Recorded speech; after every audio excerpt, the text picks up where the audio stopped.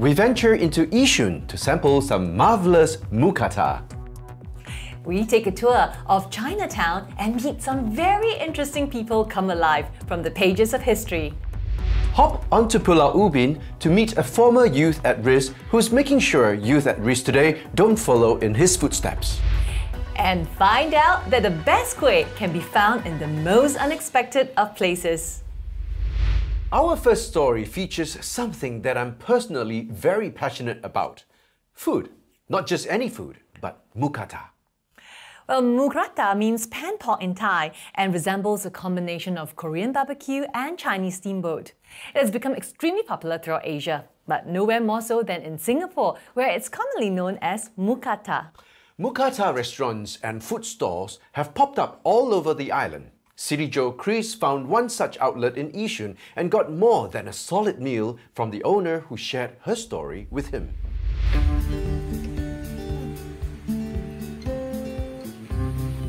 Hey Singapore, what's up? We're now up at the north side of Singapore, right up at Yishun, and we're now at North Point Beach up here. And here we have one of the best mookata right up in this part of the country. And we're going to meet the founder of this mookata. From what I heard, she's a young mother of 4 and she's really enterprising. I really have to give kudos to her for setting up one of the best mookata north of the country. Well, let's go meet her. Hi, I'm Fiona. I'm the founder of Family Mookata, located at Kim San Ling Coffee Shop at North Point Beach Hub in Yishun. And I'm also a full-time mother of 4. I was an event coordinator before I started Family Mookata in September 2020. That period was COVID, and then everything just has to stop for the time being. And at that point of time, I'm like 6 to 7 months pregnant and I'm unable to find any job. So at that point of time, I just told myself that, okay, I just have to use up my savings to, just give birth, and then I go out and look for a new job and then to feed my child. It's quite hard lah, because no one wants to hire due to COVID situation. Then I discussed with my husband that we came up with this mookata because it's a hype and all the teenagers and youngsters loves it. So we tried it like quite a few times. Then we called our parents up and our kids, and we even treated some of our relatives, and then everyone was saying that, hey, not bad. Then this gave me the confidence level, and okay lah, we just try it lah. The challenges that I have faced when I just started was, I do not know how much things that I need to prepare, like how much meat that I need to do the marination, how much chili I need to even do for it, like 1 kg, 2 kg, I mean, I do not know. I did a lot of trial and error, and inclusive of keeping the items fresh. Through this period, I would have said that, I've been losing money instead of earning, because I do not want to sell people things that are not fresh. I mean, if I'm a consumer, I go out, I want to pay for something that is worth the price. So it took me 2 months to learn all the things, and it's worth it because I've learned a lot, and this business has been really for 1 year plus. COVID-19 affected my business quite badly because we used to have like 4 or 5 packs coming for a table, and now it's only 2 packs. And to be honest, not much people wants to come out lah. We are just earning lesser and doing more jobs instead. Business are just very, very quiet for now. I have to think of ideas on how to do it. I went on to Facebook posting my posts. We spend about $20, $30 a day to post a post. We offered delivery. Then we are also doing it at a very low cost because I drive. Then just have to order like $60. Then there is free delivery. And we even went to the blogs to even give out brochure and flyers lah. Maybe if I were to think positively, I have more time to spend with my kids instead. What I love about doing my own business is because I'm quite lucky to actually hire my staff, and they have been with me since day 1 till now. They've been through with me a lot. We have the relationship. We are more like family instead. So I hope my staff can really learn all the things that I teach them, and all so that they can be their own boss lah, because I want to expand, and I want to give them this shop to have a better future. They can't be working for people for their lifetime. They are still very young. They have their own future. It is not easy to do your own business. I would say that 30% are luck and 70% are hard work. Irregardless of what you face, you have to always think that it's an experience.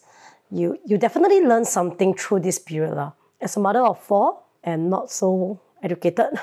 I could come this far at the age of 28, so I believe as long as you guys are willing to work hard for it, you will definitely be able to do it. Let's give a shout out to Fiona for keeping the hawker trade alive and for giving us a peek into her life as an entrepreneur and also a full-time mother of 4. And for all you young people out there who's keen on starting up a hawker stall or a business yourself, maybe we should take a leaf out of Fiona's book. And after stuffing myself up with so much meat from Family Mookata, it's time for me to find some place to go lepak liao lah. And this has been your CityJo Chris for Singapore One. Thanks, Chris, for that story. I think Fiona is very brave to set up her Mookata business in the middle of a pandemic. I'm sure the people who live around Yishun are really grateful that she did that. Didn't it look amazing?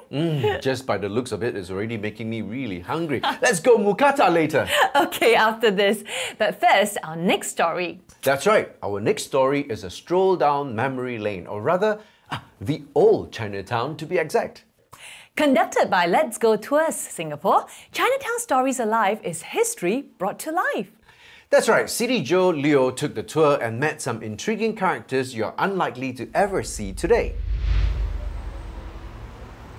Welcome to Chinatown. Have you ever wondered how it was like living and working in this area back in the 1950s?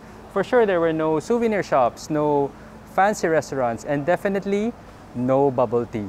So that's why I'm very excited for you to take a trip down with me to memory lane as we encounter 6 interesting characters: a coolie, a tailor, a street hawker, a songstress, a domestic helper, and a clog maker, all rolled in one night here in a Chinatown tour. Let us be guided by the red oil lamp as Chinatown comes alive! The Red Oil Lamp Chinatown Stories Alive is conducted by Let's Go Tours Singapore. It's a theatrical roleplay along the alleys of Chinatown, bringing to life stories of the country's Chinese immigrants. You may be wondering, who is holding the red oil lamp? That would be our tour guide, Noor. This red oil lamp is something that people used in the past. Maybe they want to light up around their home. You know, last time no lights, no torchlight. So we especially choose red because red, for the Chinese culture, red means luck, auspicious. And this is actually the main cast of this tour, because when it's lighted up, it brightens the path where the tour will lead you. I've walked around Chinatown countless times, but this tour gave me a wonderful peek into the lives of various individuals. Take for example Taylor Chang. Tailors back then in 1950, they have actually gone through a lot of hardship. They have actually gone through 3 years of apprentice before they can become a master tailor. Taylor Chang told us that more people visited Singapore after the war. That helped his business pick up. He also described how tight the living quarters were. It must have been truly uncomfortable. Then there's Coolie Chai. Coolies formed the backbone of Singapore's workforce. They were engaged in tough labor. Based on what I saw, he succumbed to smoking opium as a vice. My character, I used to start with a coolie, and then I became a supervisor. And after that, I actually became a merchant. I actually owned like a provision shop, right? And then because of the war, everything's gone, and then coolie is start to phase off. So which is why I kind of step into the spiral hole, and then start to become an opium addict. Sad to hear how the uncertainty of his business has taken a toll on his life. I also met Mei Li, a songstress. A young girl in her 20s, she would have a lot of aspiration, a lot of dreams, wanting to explore the world, see how the world like. So for Mei Li, she is actually very fun-loving, a bit of rebellious, and she wanted to explore the world even more. She is young, ambitious, and hopeful of the future. I see a lot of positivity in her. Here's her attempt to be the #1 singer in Singapore. Shall we put her through to the next round of Singapore Idol?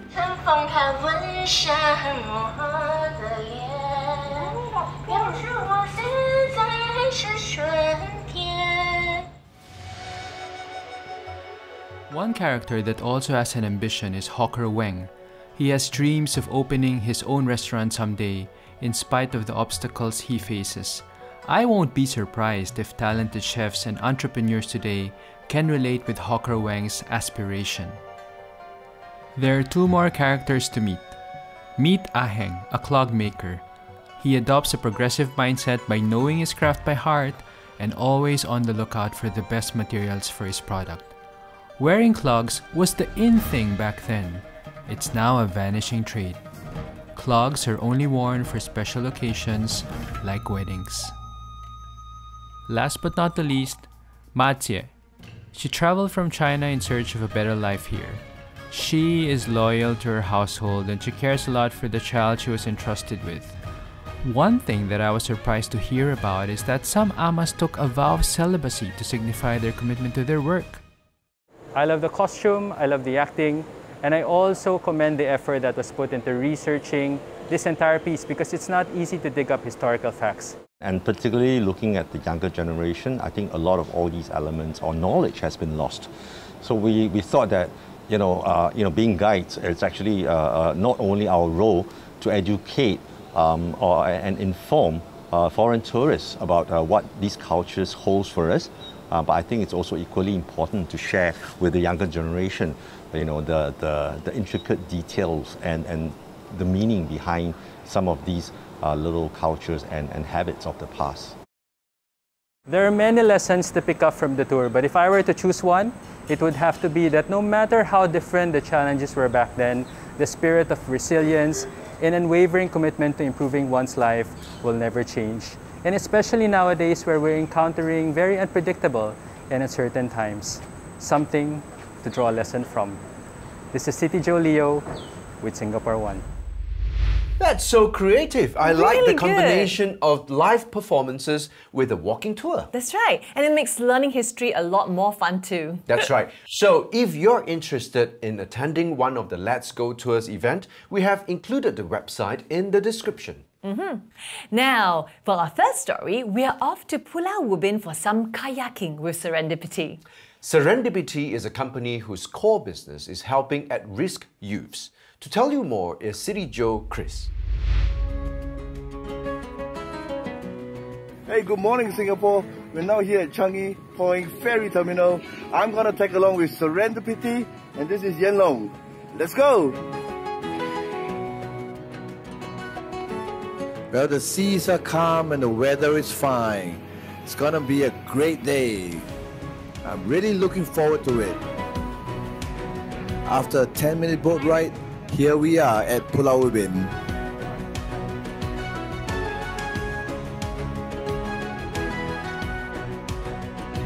After a short introduction of Pulau Ubin and what to expect for the rest of the day, we are on our way to Jelutong Beach. Aha! The all-important safety briefing. Well, guess I'm not that good a listener, am I? And it's time to get down to business and into the water. Not for me though, at least until I learn how to swim. While those guys are rowing, I'm cruising. Say hi! And they're off paddling. Hello, I'm Yoon, co-founder of SerendipET Private Limited. We specialize in outdoor education and team building for adults and students. We started somewhere around November 2016. For me personally, I've been doing this since I was 18. There's a few reasons that push us to start SerendipET. I think one of the first few reasons we came in touch with work with youth at our last employment, especially those at risk. So what happened is they actually give us more than we give them. We have actually seen their resilience and their strengths. So we decided to break out and actually start something on our own. So we try to work with this group of people and yet still balance our business. Yeah, I think that's the main aim. And our first program that actually we did after incorporation was actually a pro bono program for our youth at risk. For me personally, I come from a low-income family, so you can roughly expect the kind of group of people that I'm mixing around. I'm just a bit luckier that I have actually people to guide me along the way, so I'm still belong to the more quiet part of those that is at risk. So he actually go through the whole experience, and that's why we started working with a lot of youth at risk. I think the main thing that we hope to do for them is actually bring them on board our activities, keep them engaged, and so that they won't actually go and distract themselves with other, I would say, harmful activities on themselves. We try to actually train them and let them be employable in the industry, and as much as possible, we try to be the first group that employs them to work with us. So like all new businesses, there's a lot of challenges and learning curves for us to actually move forward with. But I think the first major setback we have is our previous company coming after us when we actually broke free to pursue our dreams. There's a lot of time and energy spent on their side to actually take us down legally. But we just actually take it on. We overcome this bullying, but we also were set back quite a bit financially. But I think with the support of our own team, family and friends, it really pushes us through. And that's how we actually went past the first major hurdle. Of course, the next major hurdle that comes along is the COVID situation that now everyone is in. COVID-19 situation really hit us very badly. I think for year 2020 and 21, we were hit very badly and our accounts was in REITs. That's the first time that we see our books in REITs. We have actually been on a steady growth since we incorporated. But I think like every other business, we face the same challenge. But as much as we actually face this challenge, there's also good things we can take away from it. It gives us the opportunity to relook into our business, to find new ways to generate revenue to sustain our team. More so of it, during this whole period, although it's challenging, we actually managed to retain all our team members and actually contribute our resources to all the COVID relief opportunities that are available. There's many times that people look at us as skeptics, looking at us, hey, why are we doing this for free? Why are we not charging and everything? But we told them that we do this for you guys. We hope that you can actually bring it forward to the other parties. We treat everyone the same. I think that's important to us. We also hope to show other businesses that you can actually do good while running your business and yet have fun. And so the last thing that we want to actually be able to do is also to leave a legacy not only about making money, but also one that actually shows people the way to give back. After a long but fun day with Yen Long and SerendipET, I made my way back to mainland Singapore on a speedboat. And this has been your CityJo Chris for Singapore One. Wow, Chris seems to go on boats a lot for someone who can't swim. I can't believe you can't swim, Chris, but total respect to you for that. Well, if you guys want to find out more about SerendipET and the programs that they offer, do check them out on their website. That's right. So for our final story today, we focus on a very special restaurant known as Yoon's Social Kitchen. Here to tell you more about this social enterprise and their famous Teochew Kueh is CityJo Bruce, the bottomless belly. Oh, yeah. I can tell.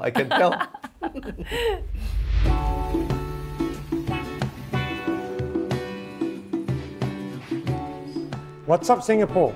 Eating is our nation's favorite pastime. You couple that with a social cause, that makes it an absolute winning combination.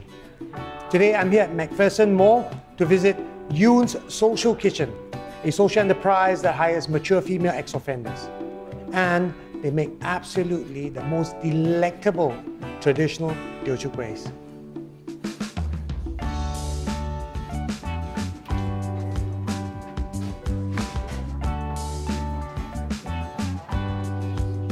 I'm Kara. I'm Talia.